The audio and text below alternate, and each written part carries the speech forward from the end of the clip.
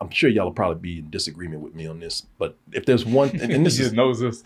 Yeah, it probably will be. But man, this is not a nitpick because I'm not saying that this brought the movie down. I'm not saying it's bad, and most people will probably not recognize it. The dude that played Winston Churchill, Rory Kinnear, the actor's fine. It's okay. He just looked funny to me. He just looked like a man in makeup. He's about the worst Winston Churchill I've ever seen. Okay, thank you. All right. If anything, you're right about all the technical stuff and how it keeps you in the movie, and you do like the characters. He kept taking me out of the movie. Yeah, he looked like a guy in makeup. When he talked, I just laughed because I was just like, man, you just a British stereote.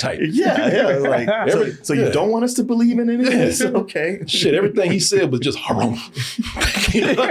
No, my heart kind of sank every time he came on screen because I was like, man, I'm trying to be into this, and you were not making it easy. Yeah, he took me out the movie. I gotta tell you, he wasn't in the movie much. No, he wasn't. But I'm just saying, it was enough to you. When he was in there, though, I was just like, God damn, man.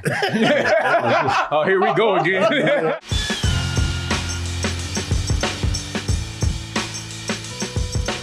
Hey everyone, Double Toasted live in Los Angeles is right around the corner. Saturday, April 27th, 8 p.m. show at the El Portal Theater for a night of comedy, games, and that after party. Now, here's the thing. There are less than 35 tickets available for this show, which means that it will most likely sell out. So get your tickets by going over to dtmerch.com. Click that banner in the middle of the page. It will take you to x1entertainment.com, or you can just go to x1entertainment.com. We can get you all access, VIP, and general admission tickets. But if you get the all access and VIP, there are many perks included with that, including the price of our after party being included in the price of the all access and VIP tickets. Or if you just like to buy a ticket for the after party, you can go to Double Toasted Live in LA after party. It will take you to our Eventbrite page right there. And either way, whatever you're going to do, we're looking forward to hanging with you soon in LA, and we will see you soon. Thank you.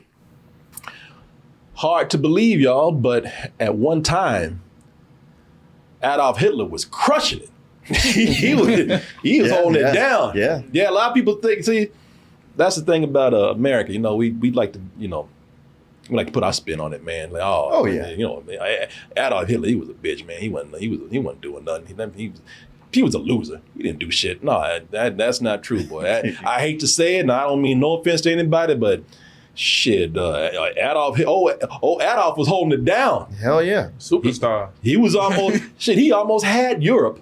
He was slowly creeping control over Europe, and even had y'all old British ass down at one time. Y'all little cocky too. Oh, he had his boot on their necks. Yeah, see, they like to think today, like, because Hitler lost, everybody think they made him lose. No, shit. No, Hitler was about to have y'all on his nuts, man, over there. And a lot of people, they said, look, this is the only way. This man is crazy.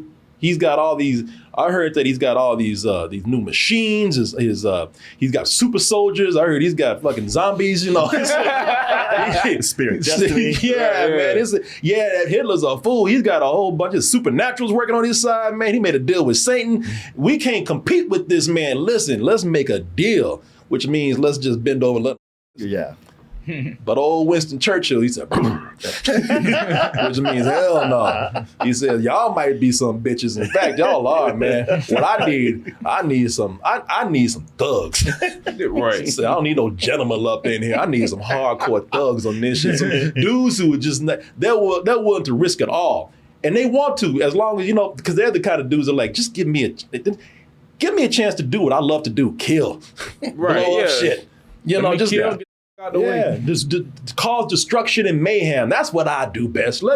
Give me the job and we'll get it done. And lo and behold, that is exactly what Winston Churchill said. He says, I got a secret weapon, but because the old bitch ass government don't want to be on my side and everything, I got to keep y'all secret. So if you get caught, I never knew y'all. I ain't going down with y'all. It's Mission Impossible 1.0. Exactly. If the Nazis get you, well, even better. They're going to torture you. Yeah, exactly. Hey, that's not on me anymore. Man, I don't know you. Yeah. Right.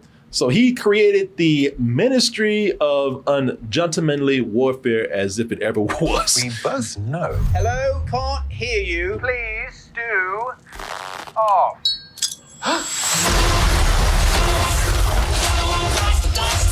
This is, as the saying goes in Hollywood, based on a true story. I did not know that before walking in. No, I knew that beforehand. I read about this. Why they even I bother know. with that? I know. I know. And these are some guys that actually did, based on a true story, as it says right here, these are some guys that actually did stop Hitler's reign of tyranny and terror upon the world when he was actually inching in to control most of Europe. And that's Winston Churchill, not the real one right there, but that is the man who created this ministry of ungentlemanly warfare. As far as the true story goes, yes, this is based on a real figure. Let me see here. You have Henry Cavill, who plays real life figure right here.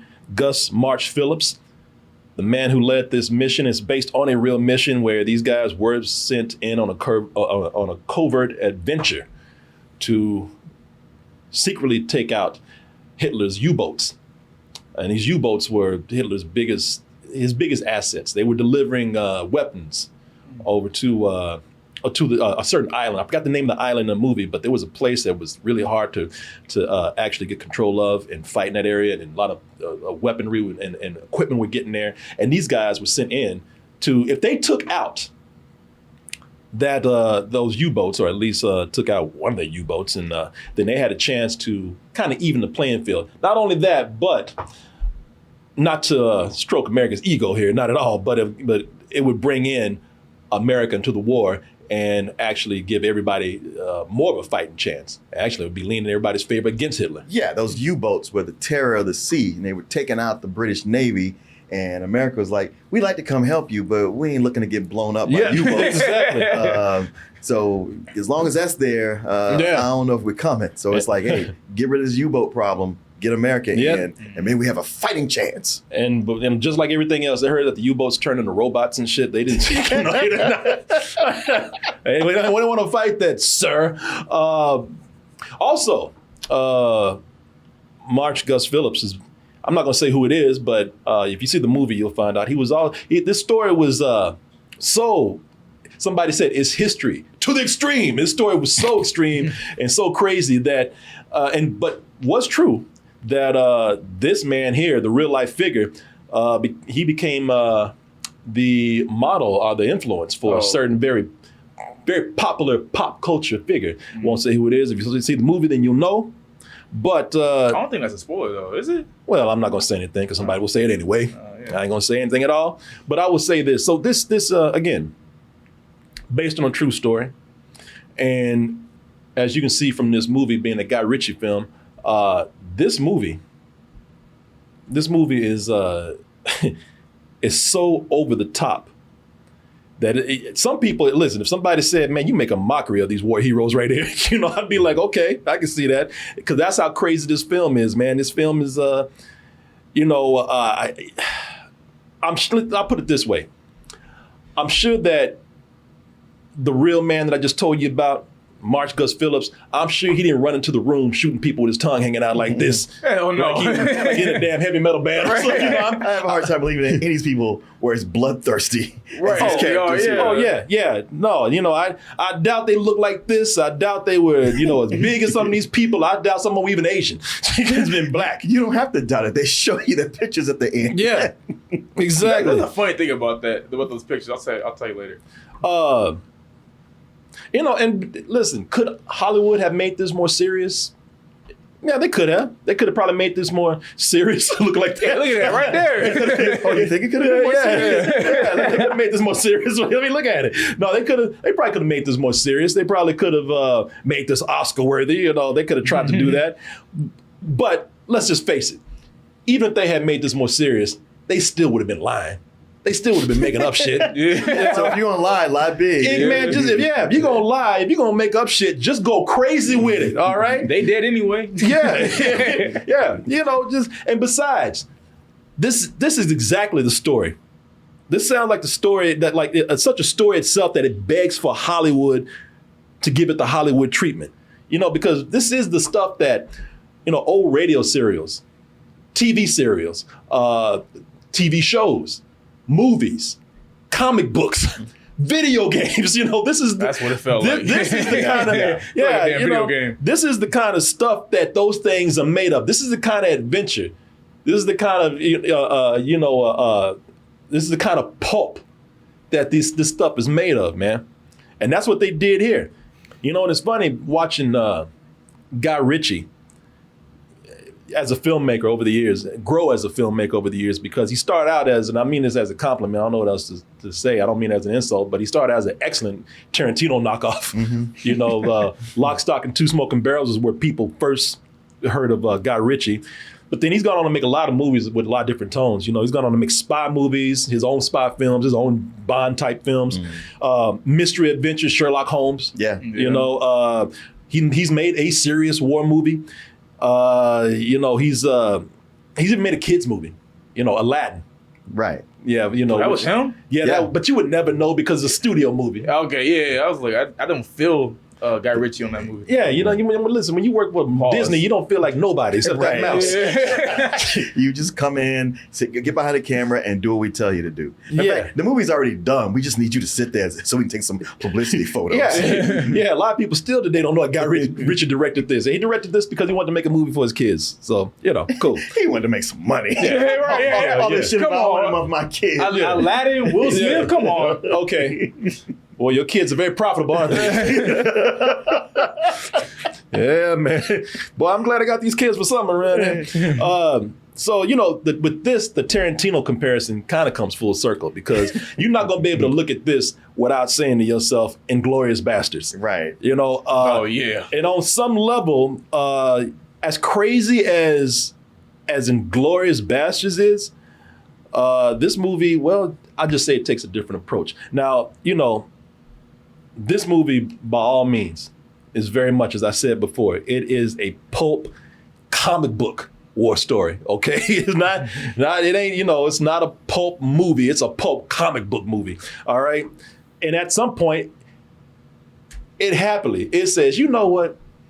I mean, this comic book thing is cool, but I feel like being a video game now. Yeah. And matter of fact, it reminds me of a video game I used to play way back in the day, where you played, you were on a mission with a bunch of explosives guy and a sniper, and it was all about running these kind of missions. I wish I remember the name of it, because I bought that the first one and the second one. Oh, I know the name of it. Every game out there that features a group of guys trying to take down something. A heist, a war movie, a crime film, a bank robbery. All of it has the same guys doing the same thing. And I say video game right here because it does feel like a live video game adaptation sometimes. When you have Alan Ritchson, who plays the character of Anders here, he's a big old Dutch guy that uses arrows to take people out.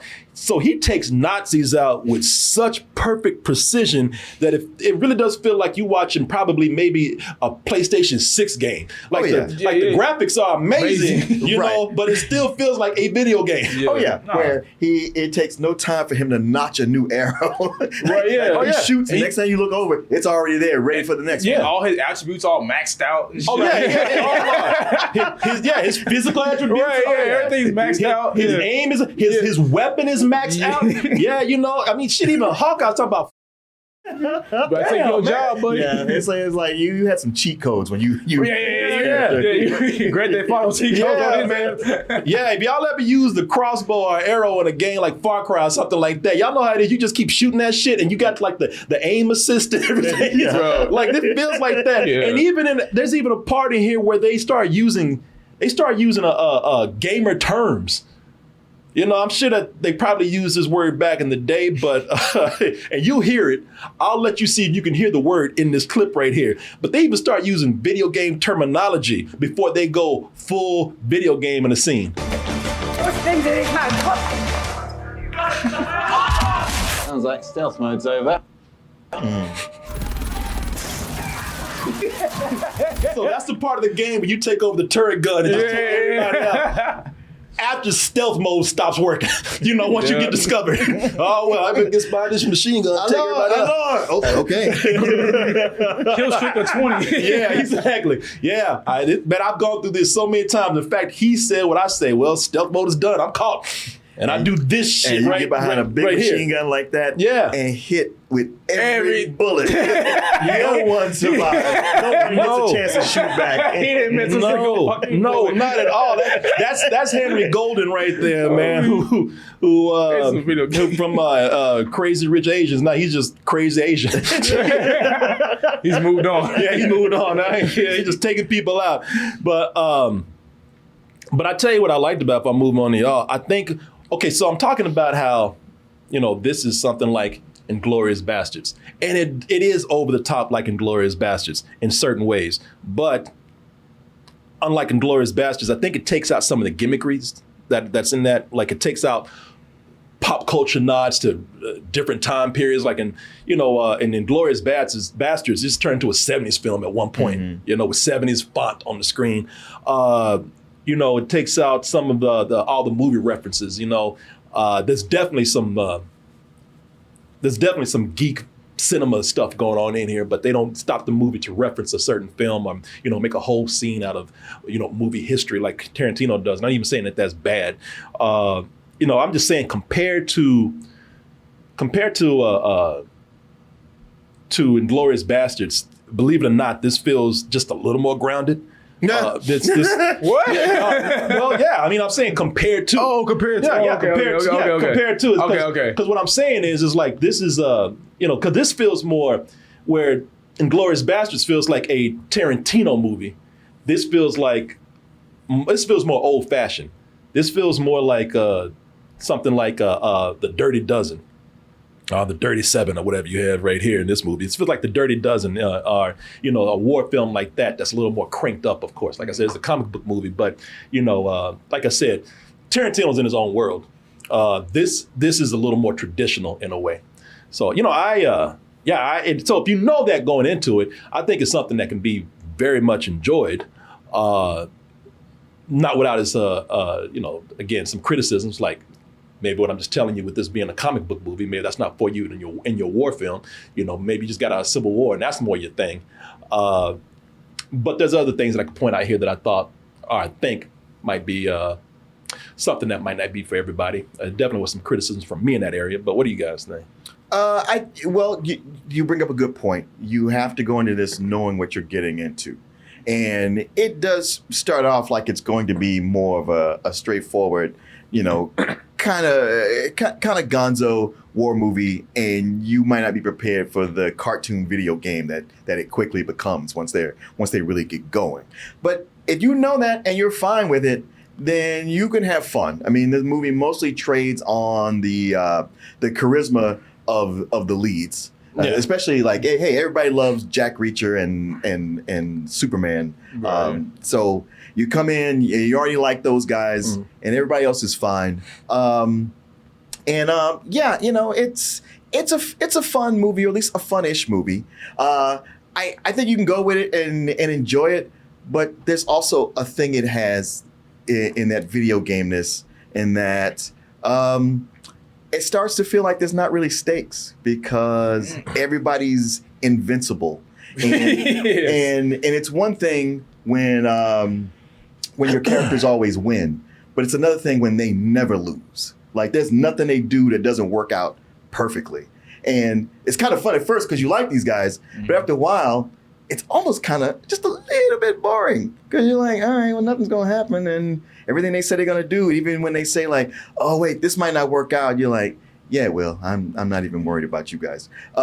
So I think the first half is stronger than the second half. Now, I will say in the second half, something that does really shine is Isa Gonzalez, her role as the woman, the female in it, which they say, oh, you're going to be the seducer, which you're like, wow, that's really reductive. But she does a lot, and she has a great musical number, and I think she brings home a lot of what's strong in the second half.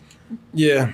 I think. Oh, you gonna say something? Oh, I mean, there's a lot of fun to have you watch while watching this movie. It's funny, I didn't know what the movie was even about. My friend Joe, we were talking about it last week. We were talking about this movie. He's like, "Yeah, the movie's just straight up about just killing Nazis." I was like, "Shit, I'm down to watch it." Everybody want to watch a Nazi get killed, I was like, "Fuck yeah!" I'm down. Especially when they look like that. But yeah, I'm with you. The first half, I think, is better than the second half. One thing that really kind of dragged it down for me was the characters. I feel like the characters weren't that strong in this one. Not like they're pretty hollow. Yeah. That's what I wish was better. Well, see, that's some of my complaints. You already hit on some of my complaints right here. When I say this is traditional, might be too traditional, as in overfamiliar, predictable. You know, we've seen all these archetypes before. As I was telling Martin, you know, you've seen all these from soldiers to, you know, like I said, you know, like the Inglourious Basterds are, you know, the Dirty Dozen. You know, we've seen them in there. But then, you know, you've seen them all the way to TV shows like The A-Team. Mm-hmm. Oh yeah. You know, because it's the usual. I mean, listen. I mean, it really is. It is the typical team members that we know. Like if I was to look at the A-Team right here, the A-Team has the cigar chumping smart ass leader. So does this. A-Team got the muscle. So does this. You know. The A-Team got the crazy guy. Well, they're all crazy, but they do have one that's particularly crazier than everybody else. Also, he's the demolition guy. Mm-hmm. You know, the crazy guy who loves playing with explosives and fire. That's the guy that we have here in this movie too. We got that. They got, you know, one guy's probably the brains. They got a getaway guy. Mm-hmm. So either, you know, see these types, or, you know, we see these types from this movie, or we see them from all kind of things. Like I said, we see them from everywhere, from a bank robber movie to a heist film to, you know, soldiers on a mission. You know what I'm saying? It's nothing you haven't seen before. Mix them, match them. You know, it's all the same. Ready?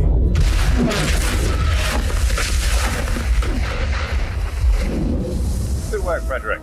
You know, I agree with you on something where everyone is such a badass that it reached a point where I just stopped worrying about them. I didn't say I had to stop caring about them. I just thought, y'all gonna be all right. You know, it's just, I'm not. You know, it took some of the suspense out of things. So, like I said, the suspense was gone. It became predictable. You know, what happens here is these people are fined. You know, they find some big ass gun to take everybody out. You know, everybody. You know, I got to a point. I was more worried about the Nazis. I ain't never rooted for the Nazis, but I was like, run, y'all! Shit. I don't like Nazis, but for some reason, I was like, y'all in trouble, man. Yeah, y'all don't have a chance. Y'all need some help. You know, but you know, if somebody's in a tough situation, they're going to get out of it by a last minute save or a cool ass move that they got. You know, so nobody was really in trouble here. The good thing is that after looking at this clip right here with these guys, you know, it just made me think I might not have worried about these guys. I might not even really care about them that much, but I did have fun with them. Everyone has a moment to shine. Now, I've seen movies like this where somebody is like, hey, look, man, I'm sorry. We just got too much going on. You know, I'll give you a line or two. And if you can't work with that, then I don't know what to tell you. But with this, you know, there were some characters that I thought would be side characters that end up having their moment to shine too. You know, I'm looking at some of the characters here, like my man here, Babs Olusanmokun. I like that's how you say his name. He's in Dune right now. Is where if you've seen him, that's where you probably recognize him. But I thought, well, you know, he's had a good run in this movie, but he's old and black. Yeah, right. So, the first one to go. So it's gonna be a moment where he's gonna take one for the team. And be like, y'all go on without me now. I'll hold the Nazis back. And I ain't saying he's old, but by movie standards compared to these characters. Yeah, go on, gentlemen, y'all got y'all. But no, the dude's a badass in the movie. Yeah, he does some badass shit. He does a lot of cool badass moments in this movie, and the same goes with your girl. Your girl here who Elza Gonzalez. Isa Gonzalez, whose real life counterpart was an actual movie star. So that's kind of a fascinating story. But I thought, all right, well, she's gonna have to use her ass and titties to save the day. And it's like, no. I mean, she kind of did, but nothing. She had to show anything. She didn't have to go, and overly be over sexualized. There were moments where she held it down too with her action bits. Mm-hmm. And that's the one thing about the movie that I thought was kind of cool, because when you see this, you think that it's going to be mostly about these nut jobs here, these sociopaths out there killing. We're going to be hanging out with them. No, the movie actually splits it out in equal amounts of time for these different parts of these people when they go off into different subplots, of different factions, side adventures, side missions. Yeah, everybody had their time to do things, man. I thought that was kind of cool. They give it as much screen time as Henry Cavill's crew right here. They're all given their badass moments, as improbable as they may be. I will also say this: the tension might not be high, but I do think it has thrills. There's a part in the second half where, at this point we're thinking like, these guys, hey, they're all badasses. They're all invincible. They're all doing their thing. I didn't think I'd be worried about them that much. And I just sit back and just kind of watch casually or passively. But there's a part in the third half, third quarter, where the third act, where they have to steal something. And it's kind of thrilling. They're still in the middle of the night where there's a lot going on. They're being shot at the same time. And even though I didn't think anything was really going to go wrong, I thought like, man, this is actually kind of thrilling and fun to watch. And that's my whole thing with this. As long as it's fun, as long as it's fun for me, I can't speak for everybody else, but I was like, as long as I'm having fun with this, I could ask for more. That's fine. But sometimes it's okay to just sit back and enjoy, as I said, just this pulp comic adventure that's going on. And Henry Cavill's he's having a ball with this, man. You're like, shit, maybe finally something's gonna hit for me. He's having fun being an anti-authority rogue and just an outright dick. Like, he really is an asshole to people sometimes, man, but not to the point where he's unlikable. He's just that kind of guy, like there's some people, he steals cigars and tries to offer some to some guys, and the guys are like, oh, okay. They're like, fuck you. I was like, oh, man, you gotta be like that. That's not cool. And I would say this on a technical level, I really enjoyed this movie. And I think that's kind of what won me over. If the technical level wasn't here, then I probably would not be into the movie as much as I am. When I say technical level, I mean, yeah, there's the stunts, the direction, the explosions, the sets and all that kind of stuff. But me, I look at editing a lot. And I think that the editing was seamless in this, weaves the story along very well.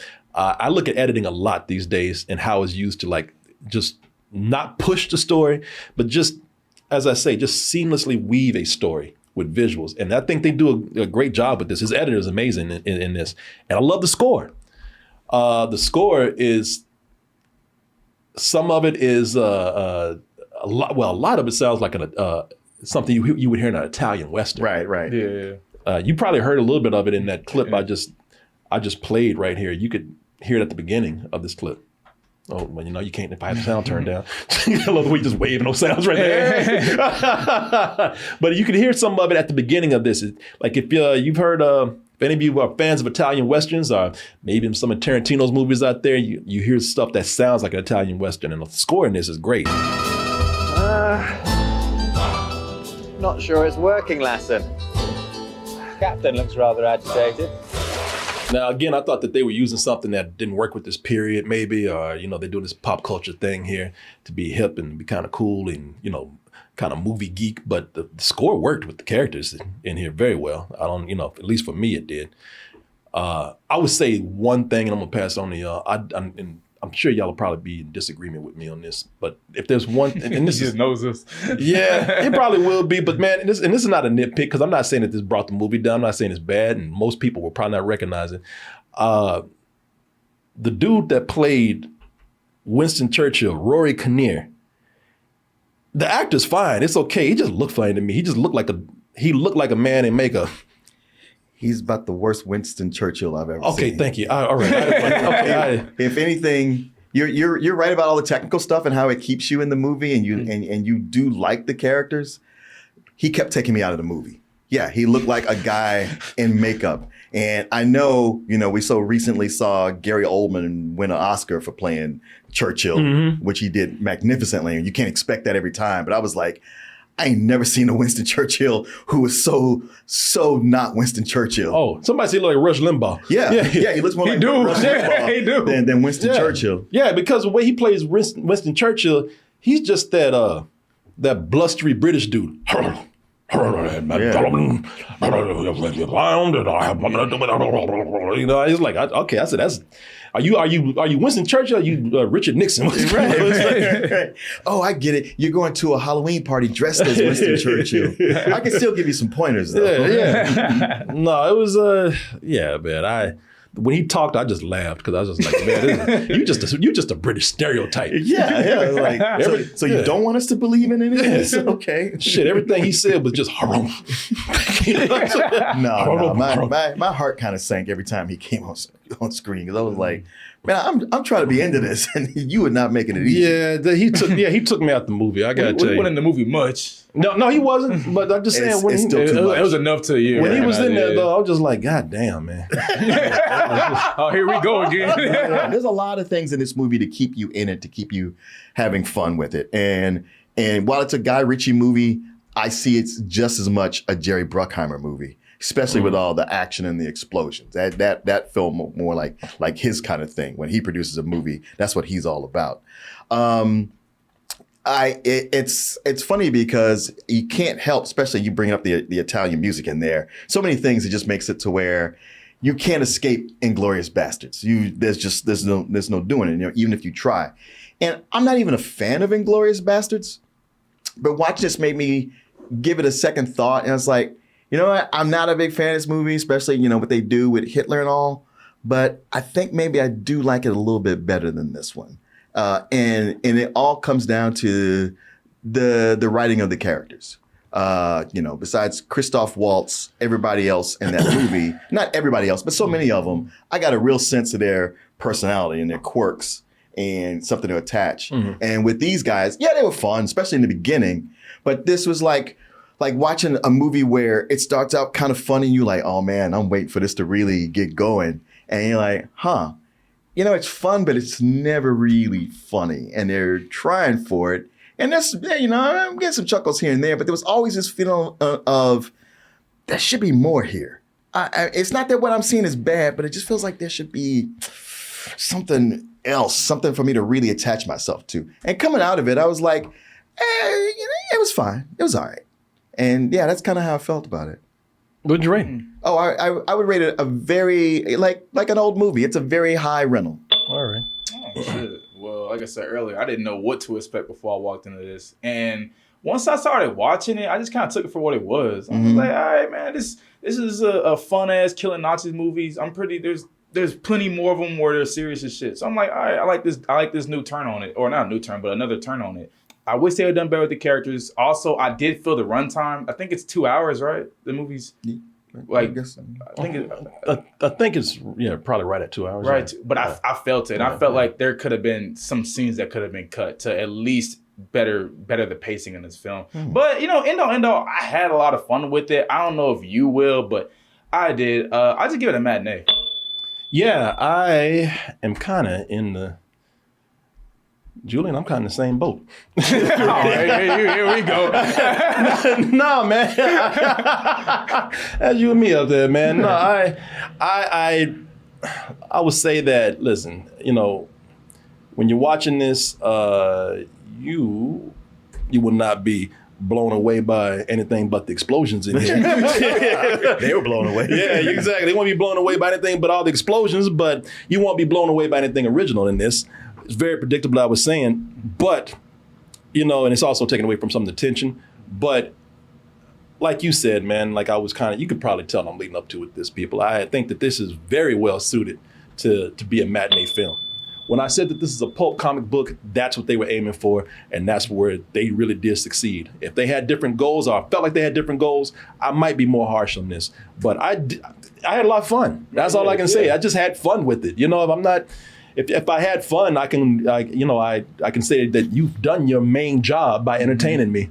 There's always room for improvement maybe, but you've done your main job by keeping me engaged and keeping me in the theater having fun with a lot of other people. And that's what this does right here. So yeah, I agree with you. It's a matinee. Yeah. Just straight up matinee. It's funny at the end of the movie, they started showing those damn pictures of everybody. And I was like, who the they don't look nothing like not even a little. I was like, who is who? And I went to see it, and they chose to cast my character as The Rock. I'd be like, you guys. You don't care about me. You just want to make a movie. Yeah, right. Yeah. Yeah, this movie is a straight up. Listen, I don't like to use this term too much. It is a diversity hire because those real people ain't look nothing like that. Nobody was black. Nobody was Asian. Look, I thank you, but I'm like, damn, y'all. When they say based on truth, just stop. Yeah, for real. Because now y'all it ain't based on truth like that. The movie should start out with y'all know what I'm lying. Right. Yeah. Well, you made it to the end of the video. That must mean you really like what we do. So if you do, check out these other videos just like this one. Check out our other YouTube channels and subscribe to join our wonderful Toasty community. And as always, stay toasty.